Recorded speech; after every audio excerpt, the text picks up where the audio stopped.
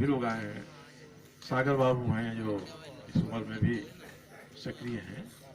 तो आप इस बड़े अभियान को समेटिए और समेट कर को आंदोलन को इस आधारदार बनाइए कि हम तब तक बीसीसीएल के गेट से नहीं उठेंगे जब तक कि ये ओबी डंपिंग बंद नहीं कराएगा। और केवल बंद नहीं कराना है, नपवाए कि नदी का कितना अतिक्रमण किए, ठेकेदार से कहे कि उठाओ, उठाए कहीं और जा डंप करो, नदी का किनारा साफ होना चाहिए।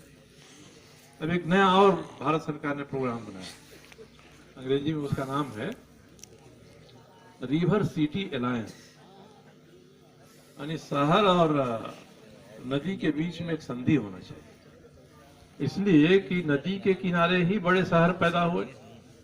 ये उद्योग धंधे जो लगे सीसीएल, बीसीसीएल, डीसीएल के, वो इसलिए लगे कि दामोदर का पानी उपलब्ध है, उनके पानी के आधार पर हम आगे अपना काम बढ़ाएंगे साहब।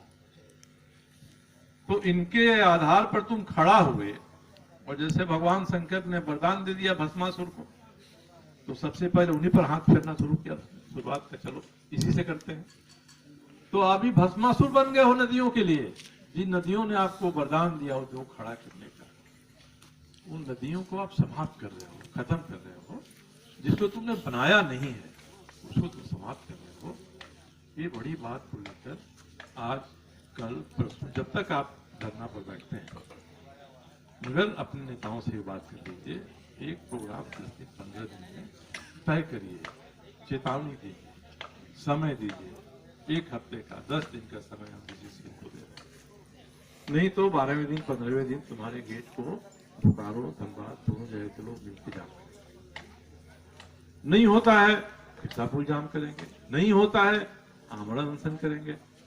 यहां नहीं बैठेंगे तो कोल इंडिया का मुख्यालय कलकत्ता में, उसके सामने जाकर बैठेंगे। वो नहीं होता है पार्लियामेंट के सामने बैठेंगे 10 लोग जाकर। ये कई विकल्प है, आप चुनिए इसको। कानून अपनी जगह है, कानून के हिसाब से भी आप नोटिस दीजिए डीसी को, एसडीओ को, और 60 दिन के नोटिस में नहीं करे तो 61वें दिन बोकारो और धनबाद के सीजीएम कोर्ट में मुकदमा दाखिल हो जाएगा उनके खिलाफ में।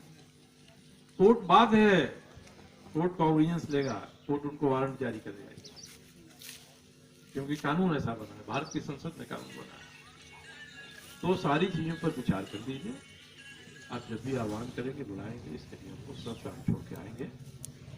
दामोदर का महत्व तो यह है कि दामोदर भगवान विष्णु का नाम है। जो विष्णु सहस्त्र नाम कोई पाठ करते होंगे तो उसमें दामोदर नाम भी आता है। और कुछ लोग कहते हैं कि एक आख्यान आता है कि कृष्ण बचपन में बहुत चलते थे, तो यशोदा ने उखल से बांध दिया।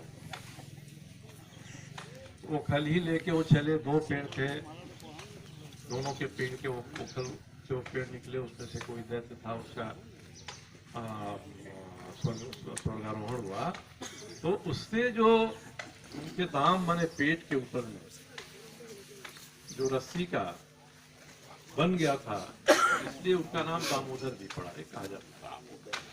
और आज के लिए वो भी कहते हैं कि जिसके उदर में दाम है वही दामोदर है, इसके पेट के नीचे तो कोयला भरा हुआ है, दाम है भरा हुआ।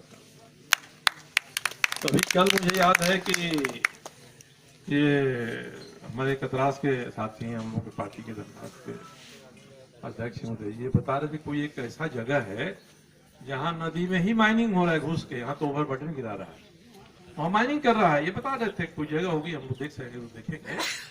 तो इस तरह से उत्पाद बढ़ते जा रहा है। बालू का सवाल नदी का सवाल है, कोयले का सवाल नदी का सवाल है, ओवर बटन का सवाल नदी का सवाल है, उद्योगों का कचरा नदी में गिरना नदी के सवाल है। बहुत सारे सवाल हम लोग सामने हैं और जनता के बीच में इस बात को रखें। आप बैठें, आप तय करें, आप क्या अगला आंदोलन तय करते हैं और हम सभी उसमें बढ़ चढ़ कर भाग लेंगे। इतनी बातें आप लोग के बीच में करनी थी, आपने मुझे अपने यहाँ बुलाया, मुझे अच्छा लगा।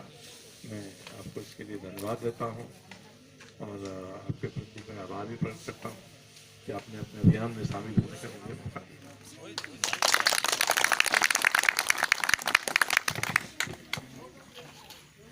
माननीय विधायक जी सरयू राय को बहुत बहुत धन्यवाद।